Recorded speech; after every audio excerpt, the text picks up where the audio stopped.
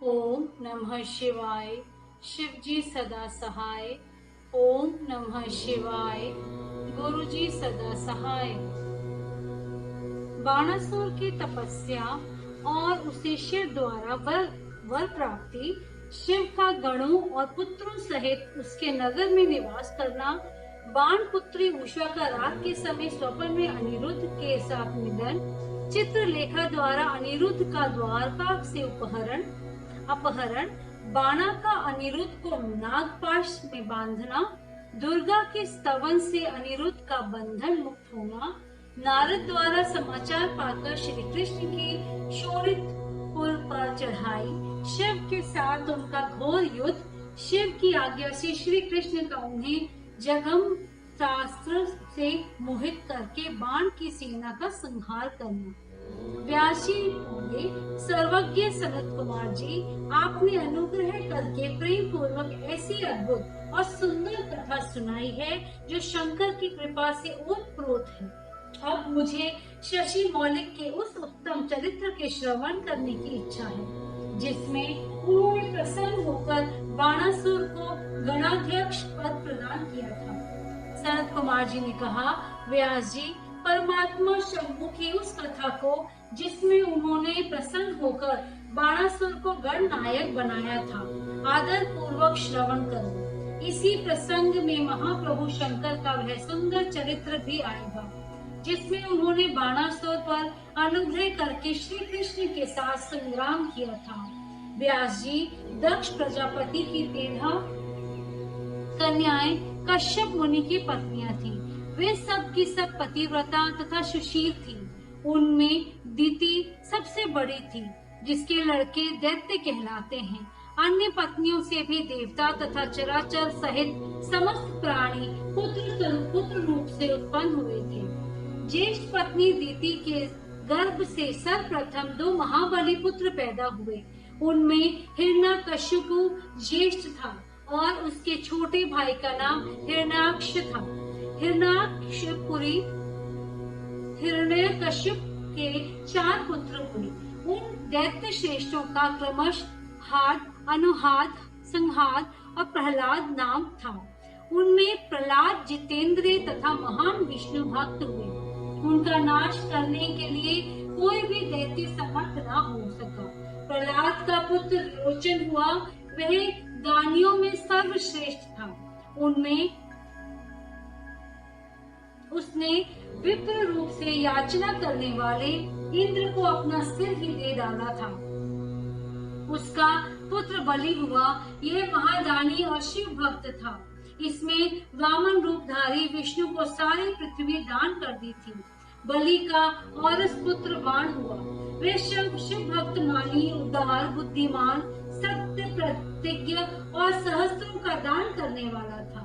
उस असुराज ने पूर्व काल में त्रिलोकी को तथा त्रिलोकधिपतियों को बलपूर्वक जीतकर शोणितपुर में अपनी राजधानी बनाया और वहीं रहकर राज्य करने लगा। उस समय देवगण शंकर की कृपा से उस शिव भक्त बाणासुर के किंकर के समान हो गए थे। उसके राज्य में देवताओं के अतिरिक्त और कोई प्रजा दुखी नहीं थी। शत्रुधर्म का वर्ताव करने वाले देवता शत्रुता वश ही कष्ट झेल रहे थे। एक समय वह महासुर अपनी सहस्त्र भुजाओं से ताली बजाता हुआ तांडव नृत्य करते हुए महेश्वर शिव को प्रसन्न करने की चेष्टा करने लगा। उसके उस नृत्य से भक्त वत्सल शंकर संतुष्ट हो गए। फिर उन्होंने परम प्रसन्न हो उनकी ओर कृपा दृष्टि से देखा। भगवान शंकर तो संपूर्ण लोकों के स्वामी, शरणागत वत्सल्य और भक्त वांछा कल्पतरु ही ठहरे। उन्होंने बलिनंदन महासुर बाण को वर देने की इच्छा प्रकट की। मुने बलिनंदन महादैत्य बाण शिव भक्तों में श्रेष्ठ और परम बुद्धिमान था। उसने परमेश्वर शंकर को प्रणाम करके उनकी स्तुति की और कहा, बाणासुर बोला, प्रभु आप मेरे रक्षक हो जाइए और पुत्रों तथा गणों सहित मेरे नगर के अध्यक्ष बनकर सर्वथा प्रीति का निर्वाह करते हुए मेरे पास ही निवास कीजिए। सनत कुमार जी कहते हैं, महर्षि वह बलिपुत्र बाण निश्चय ही शिवजी की माया से मोह में पड़ गया था, इसीलिए उसने मुक्ति प्रदान करने वाले दुराराध्य महेश्वर को पाकर भी ऐसा वर मांगा। तब ऐश्वर्यशाली भक्त वत्सल ने शंभु उसे वह वर देकर पुत्रों और गणों के साथ प्रेम पूर्वक वही निवास करने लगे। एक बार बाणासुर को बड़ा ही गर्व हो गया। उसने तांडव नृत्य करके शंकर को संतुष्ट किया। जब बाणासुर को यह ज्ञात हो गया कि पार्वती वल्लभ शिव प्रसन्न हो गए हैं, तब वह हाथ जोड़कर से झुकाए हुए बोला। बाणासुर ने कहा, देवादि देव महादेव, आप समस्त देवताओं के शिरोमणि हैं। आपकी ही कृपा से मैं बलि हुआ हूँ। अब आप मेरा उत्तम वचन सुनिए। देव, आपने जो मुझे 1000 भुजाएं प्रदान की हैं, ये तो अब मुझे महान भार स्वरूप लग रही हैं, क्योंकि इस लोकी में मुझे आपके अतिरिक्त अपनी जोड़ का और कोई योद्धा ही नहीं मिला। इसीलिए वृषध्वज युद्ध के बिना इन पर्वत सरीखी सहस्त्रों भुजाओं को लेकर मैं क्या करूं? मैं अपनी इन परिपुष्ट भुजाओं को खुजली मिटाने के लिए युद्ध की लालसा से नगरों तथा पर्वतों को चूर्ण करता हुआ दिग्गजों के पास गया, परंतु वे भी भयभीत होकर भाग खड़े हुए। मैंने यम को योद्धा, अग्नि को महान कार्य करने वाले, वरुण को गौओं का पालन करता गोपाल, कुबेर को गजाध्यक्ष, निरीति को सारथी और इंद्र को जीतकर सदा के लिए करत बना दिया है। महेश्वर, अब मुझे किसी ऐसे युद्ध की प्राप्त होने की बात बताइए जिसमें मेरी ये भुजाएं या तो शत्रुओं के हाथों से टूटे हुए शस्त्रों से जर्जर होकर गिर जाएं, अथवा हजारों प्रकार से शत्रु की भुजाओं को ही गिराएं। यही मेरी अभिलाषा है, इसे पूर्ण करने की कृपा करें। सनत कुमार जी कहते हैं, मुनि श्रेष्ठ, उसकी बात सुनकर भक्त बाधा प्रहारी तथा महामुन्यु स्वरूप रुद्र को कुछ क्रोध आ गया। तब वे महान अद्भुत अट्टहास करके बोले। रुद्र ने कहा, अरे अभिमानी, संपूर्ण दैत्यों के कुल में नीच, तुझे सर्वथा धिक्कार है। तू बलि का पुत्र और मेरा भक्त है, तेरे लिए ऐसी बात कहना उचित नहीं है। अब तेरा दर्प चूर्ण होगा। तुझे शीघ्र ही मेरे समान बलवान के साथ अकस्मात महान भीषण युद्ध प्राप्त होगा। उस संग्राम में तेरी ये पर्वत सरीखी भुजाएं जलौनी लकड़ी की तरह शास्त्रों से छिन्न भिन्न होकर भूमि पर गिरेंगी। दुष्टात्मन, तेरे आयुधागार पर स्थापित तेरा जो ये मनुष्य के सिर वाला मयूर ध्वज फहरा रहा है, इसका जब वायु भय के बिना ही पतन हो जाएगा, तब तू अपनी चित्त में समझ लेना कि वह महान भयानक युद्ध आ पहुंचा। उस समय तू घोर संग्राम का निश्चय करके अपनी सारी सेना के साथ वहां जाना। इस समय तू अपने महल को लौट जाना, क्योंकि इसी में तेरा कल्याण है। दुर्मते, वहाँ तुझे प्रसिद्ध बड़े बड़े उत्पाद दिखाई देंगे। यूं कहकर गर्वहारी भक्त वत्सल भगवान शंकर चुप हो गए। सनत कुमार जी कहते हैं, मुने ये सुनकर बाणासुर ने दिव्य पुष्पों की कलियों से अंजलि भरकर रुद्र की अभ्य अर्चना की और फिर उन महादेव को प्रणाम करके वह अपने घर को लौट गया। तदंतर किसी समय देववश उसका वह ध्वज अपने आप टूटकर गिर गया। यह देखकर बाणासुर हर्षित हो युद्ध के लिए उद्यत हो गया। अब वह अपने हृदय में विचार करने लगा कि कौन सा युद्ध प्रेमी योद्धा किस देश से आएगा, जो नाना प्रकार के शास्त्रों का परागामी विद्वान होगा और मेरी सहस्त्रों भुजाओं को इंद्रन की तरह काट डालेगा, तब मैं भी अपने अत्यंत तीखे शास्त्रों से उसके सैकड़ों टुकड़े कर डालूंगा। इसी समय शंकर की प्रेरणा से वह काल आ गया। एक दिन बाणासुर की कन्या उषा वैशाख मास में माधव की पूजा करके मांगलिक श्रृंगार से सुसज्जित हो रात के समय अपने गुप्त अंतःपुर में सो रही थी। उसी समय वह स्त्री भाव काम भाव प्राप्त हो गई। तब देवी पार्वती की शक्ति से उषा को स्वप्न में श्री कृष्ण के पौत्र अनिरुद्ध का मिलन प्राप्त हुआ। जागने पर वह व्याकुल हो गई और उसने अपनी सखी चित्रलेखा से स्वप्न में मिले हुए उस पुरुष को ला देने के लिए कहा। तब चित्रलेखा ने कहा, देवी, तुमने स्वप्न में जिस पुरुष को देखा है उसे भला मैं कैसे ला सकती हूँ, वह जबकि मैं उसे जानती ही नहीं। उसके यूं कहने पर दैत्य कन्या उषा प्रेमांध होकर मरने पर उतारू हो गई। तब उस दिन उसकी उस सखी ने उसे बचाया। मुनि श्रेष्ठ, कुम्हांड की पुत्री चित्रलेखा बड़ी बुद्धिमती थी। वह बाण कन्या उषा से पुनः बोली। चित्रलेखा ने कहा, सखी, जिस पुरुष ने तुम्हारे मन का अपहरण किया है उसे बताओ तो सही। वह यदि त्रिलोकी में कहीं भी होगा तो मैं उसे लाऊंगी और तुम्हारा कष्ट दूर करूंगी। सनत कुमार जी कहते हैं, महर्षि, यूं कहकर चित्रलेखा ने वस्त्र के पर्दे पर देवताओं, दैत्य, दानवों, गंधर्वों, सिद्धों, नागों और यक्ष आदि के चित्र अंकित किए। फिर वह मनुष्य का चित्र बनाने लगी।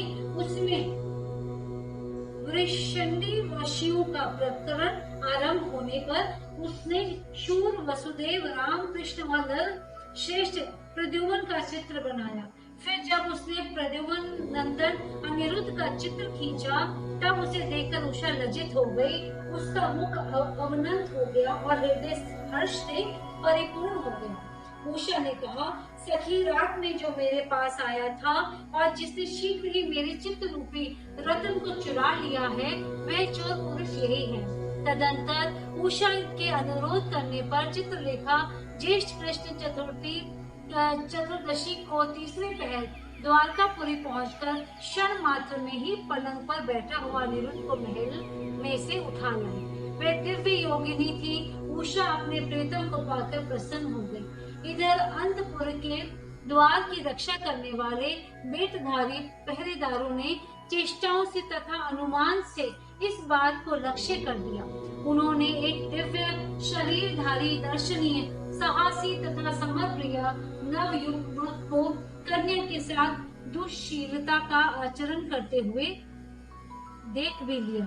उसे देखकर कन्या के अंतःपुर की रक्षा करने वाले उन महाबली पुरुषों ने बलिपुत्र बाणासुर के पास जाकर सारी बात निवेदन करते हुए कहा। द्वारपाल बोले, देव, पता नहीं आपके अंतपुर में बलपूर्वक प्रवेश करके कौन पुरुष छिपा हुआ है। वह इंद्र तो नहीं है जो वेश बदलकर आपकी कन्या को उपभोग कर रहा है। महाभाव दानवराज, उसे यहाँ देखिए और जैसा उचित समझे वैसा कीजिए। इसमें हम लोगों का कोई दोष नहीं। सनत कुमार जी कहते हैं, मुनि श्रेष्ठ, द्वारपालों का वह वचन तथा कन्या के दूषित होने का कथन सुनकर महाबली दानवराज बाण आश्चर्यचकित हो गए। तदंतर वे कुपित होकर अंतपुर में जा पहुँचे। वहाँ उसने प्रथम अवस्था में वर्तमान दिव्य शरीरधारी अनिरुद्ध को देखा। उसे महान आश्चर्य हुआ। फिर उसने उसका बल देखने के लिए 10,000 सैनिकों को भेजकर आज्ञा दी कि उसे मार डालो। सेना ने अनिरुद्ध पर आक्रमण किया। तब अनिरुद्ध ने बात की बात में 10,000 सैनिकों को काल के हवाले कर दिया। फिर तो असंख्य सेना पर सेना आने लगी और अनिरुद्ध उन्हें काल का ग्रास बनाने लगे। तदंतर उन्होंने बाणासुर का वध करने के लिए एक शक्ति हाथ में ली और कालाग्नि के समान भयंकर थी। फिर उसी से रथ की बैठक में बैठे हुए बाणासुर पर प्रहार किया। उसकी गहरी चोट खाकर वीरवण बाण उसी क्षण घोड़ों सहित वहीं अंतर्ध्यान हो गया। फिर महावीर बलिपुत्र बाणासुर ने, जो महान बल संपन्न तथा शिव भक्त था, छल पूर्वक नागपाश से अनिरुद्ध को बांध दिया। इस प्रकार उन्हें बांधकर और पिंजरे में कैद करके वे युद्ध से उपराम हो गया। तत्पश्चात बाण कुपित होकर महाबली सूतपुत्र ने बोला। बाणासुर ने कहा, सूतपुत्र, घास फूस से ढके हुए अगाध कुएं में धकेल कर इस पापी को मार डाल। अधिक क्या कहूँ, इसे सर्वथा मार ही डालना चाहिए। सनत कुमार जी कहते हैं, मुने उसकी ये बात सुनकर उत्तम मंत्रियों में श्रेष्ठ धर्म बुद्धि निशाचर कुंभांड ने बाणासुर से कहा, कुंभांड बोला, देव थोड़ा विचार तो कीजिए, मेरी समझ से तो ये कर्म करना उचित नहीं प्रतीत होता, क्योंकि इसके मारे जाने पर अपना आत्मा ही आहत हो जाएगा। पराक्रम में तो यह विष्णु के समान दिख रहा है, जान पड़ता है आग पर कुपित होकर चंद्रचूड़ में अपने उत्तम तेज से इसे बढ़ा दिया है। साहस में यह शशि मौलिक की समानता कर रहा है, क्योंकि इस अवस्था को पहुंच जाने पर भी यह पुरुषार्थ पर ही डटा हुआ है। ये ऐसा बलि है कि यद्यपि नाग इसे बलपूर्वक डस रहे हैं, तथापि ये हम लोगों को तृणवत ही समझ रहा है। संत कुमार जी कहते हैं, व्यास जी, दानव कुंभांड राजनीति के ज्ञाताओं में श्रेष्ठ था। वह बाण से ऐसा कहकर फिर अनिरुद्ध से कहने लगा। कुंभांड ने कहा, नराधम, अब तो वीर वर दैत्य राज की स्तुति कर और दीन वाणी से मैं हार गया यूं बारंबार कहकर उन्हें हाथ जोड़कर नमस्कार कर। ऐसा करने पर ही तू मुक्त हो सकता है, अन्यथा तुझे बंधन आदि का कष्ट भोगना पड़ेगा। उसकी बात सुनकर अनिरुद्ध उत्तर देते हुए बोले। अनिरुद्ध ने कहा, दुराचारी निशाचर, तुझे क्षत्रिय धर्म का ज्ञान नहीं है। अरे शूरवीर के लिए दीनता दिखाना और युद्ध से मुख मोड़ना भागना मरने से भी बढ़कर कष्टदायक होता है। मेरे विचार से तो विरुद्धाचरण कांटे की तरह चुभोने वाला होता है। वीर मानी क्षत्रिय के लिए रणभूमि में सदा सम्मुख लड़ते हुए मरना ही श्रेयस्कर है। भूमि पर पड़कर हाथ जोड़े हुए दीन की तरह मरना कदापि नहीं। सनत कुमार जी कहते हैं, मुने, इस प्रकार अनिरुद्ध ने बहुत सी वीरता की बातें कही, जिसे सुनकर बाणासुर को महान विस्मय हुआ और उसे क्रोध भी आया। उसी समय समस्त वीरों के अनिरुद्ध के और मंत्री कुंभांड के सुनते सुनते बाणासुर के आश्वासनार्थ आकाशवाणी हुई। आकाशवाणी ने कहा, महाबली बाण, तुम बलि के पुत्र हो, अतः थोड़ा विचार तो करो। परम बुद्धिमान शिव भक्त, तुम्हारे लिए क्रोध करना उचित नहीं है। शिव समस्त प्राणियों के ईश्वर हैं, कर्मों के साक्षी और परमेश्वर हैं। ये सारा चराचर जगत उन्हीं के अधीन है। वे ही सदा रजोगुण, सत्वगुण और तमोगुण का आश्रय लेकर ब्रह्मा, विष्णु और रुद्र रूप से लोकों की सृष्टि, भरण पोषण और संहार करते हैं। वे सर्वांतर्यामी, सर्वेश्वर, सबके प्रेरक, सर्वश्रेष्ठ, विकार रहित, अविनाशी, नित्य और मायाधीश होने पर भी निर्गुण हैं। बलि के श्रेष्ठ पुत्र उनकी इच्छा से निर्बल हो भी बलवान समझना चाहिए। महामते, मन में यो विचार कर स्वस्थ हो जाओ, नाना प्रकार की लीलाओं के रचने में निपुण भक्त वत्सल भगवान शंकर गर्व को मिटा देने वाले हैं। वे इस समय तुम्हारे गर्व को चूर कर देंगे। सनत कुमार जी कहते हैं, महामुने, इतना कहकर आकाशवाणी बंद हो गई। तब उसके वचन को मानकर बाणासुर ने अनिरुद्ध का वध करने का विचार छोड़ दिया। तदंतर विषैले नागों के पाश से बंधे हुए अनिरुद्ध उसी क्षण दुर्गा का स्मरण करने लगे। अनिरुद्ध ने कहा, शरणागत वत्सल्य, आप यश प्रदान करने वाली हैं। आपका रोष बड़ा उग्र होता है। देवी, मैं नाग पाश से बंधा हुआ हूँ और नागों की विष ज्वाला से संतप्त हो रहा हूँ। अतः शीघ्र पधारिए और मेरी रक्षा कीजिए। शरद कुमार जी कहते हैं, मुनीश्वर, जब अनिरुद्ध ने पिसे हुए काले कोयले के समान कृष्ण वर्ण वाली काली को इस प्रकार संतुष्ट किया, तब ज्येष्ठ कृष्ण चतुर्थी की महारात्रि में वहां प्रकट हुए। उन्होंने उन सर्वरूपी भयानक बाणों को भस्मसात करके अपने बलिष्ठ मुक्कों के आघात से उस नाग पंचर को विदीर्ण कर दिया। इस प्रकार दुर्गा ने अनिरुद्ध को बंधन मुक्त करके उन्हें अंतःपुर में पहुंचा दिया और स्वयं वही अंतर्ध्यान हो गई। इस प्रकार शिव की शक्ति स्वरूपा रूप देवी की कृपा से अनिरुद्ध कष्ट से छूट गई। उनकी सारी व्यथा मिट गई और वे सुखी हो गए। तदंतर प्रद्युम्न नंदन अनिरुद्ध शिव शक्ति के प्रताप से विजयी हो अपनी प्रिया बाण कन्या को पाकर परम हर्षित हुई और अपनी प्रियतमा उस उषा के साथ पूर्वतः सुखपूर्वक विहार करने लगी। इधर पौत्र अनिरुद्ध के अदृश्य हो जाने तथा नारद जी के मुख से उसके बाणासुर के द्वारा नागपाश से बंधे जाने का समाचार सुनकर 12 अक्षौहिणी सेना के साथ प्रद्युम्न आदि वीरों को साथ ले भगवान श्री कृष्ण ने शोणितपुर पर चढ़ाई कर दी। उधर भगवान श्री रुद्र भी अपने भक्त के पक्ष में सज धजकर आ डटे। फिर तो श्री कृष्ण और श्री शिव का बड़ा भयानक युद्ध हो। दोनों ओर से ज्वर छोड़े गए। अंत में श्री कृष्ण ने स्वयं श्री रुद्र के पास आकर उनका स्तवन करके कहा, सर्वव्यापी शंकर, आप गुणों से निर्लिप्त होकर भी गुणों से ही गुणों को प्रकाशित करते हैं। गिरिशाई गुमन, आप सर्व प्रकाश हैं। जिनकी बुद्धि आपकी माया से मोहित हो गई है, वे स्त्री पुत्र ग्रह आदि विषयों से में आपसत होकर दुख सागर में डूबते उतारते हैं। जो अजितेंद्रिय पुरुष प्रारब्धवश इस मनुष्य जन्म को पाकर भी आपके चरणों में प्रेम नहीं करता, वे शोचनीय तथा आत्मवचक हैं। भगवान, आप गर्वहारी हैं। आपने ही तो इस गर्वीले बाण को श्राप दिया था। अतः आपकी इस आज्ञा से मैं बाणासुर की भुजाओं का छेदन करने के लिए यहाँ आया हूँ। इसीलिए महादेव, आप इस युद्ध में निर्वृत हो जाइए। प्रभु, मुझे बाण की भुजाओं को काटने के लिए आज्ञा प्रदान कीजिए, जिससे आपका शाप व्यर्थ न हो।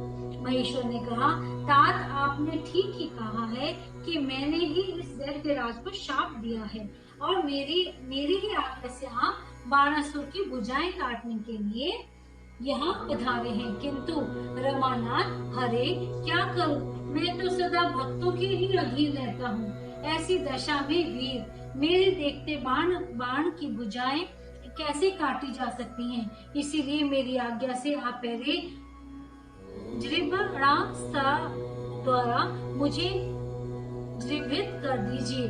तत्पश्चात अपना अभीष्ट कार्य संपन्न कीजिए और सुखी होइए। सनत कुमार जी कहते हैं, मुनीश्वर, शंकर जी के यूं कहने पर शंखपाणी श्री हरि को महान विस्मय हुआ। वे अपने युद्ध स्थान पर आकर परम आनंदित हुए और व्यास जी तदंतर नाना प्रकार के अस्त्रों के संचालन में निपुण श्री हरि ने तुरंत ही अपने धनुष पर बाणास्त्र का संधान करके उसे पिनाक पाणी शंकर पर छोड़ दिया। इस प्रकार श्री कृष्ण बाणास्त्र द्वारा जीवित हुए शंकर को मोह में डालकर खड्ग, गदा और रिष्टि आदि से बाण की सेना का संहार करने लगे। अध्याय 51, 52, 53 और 54 समाप्त।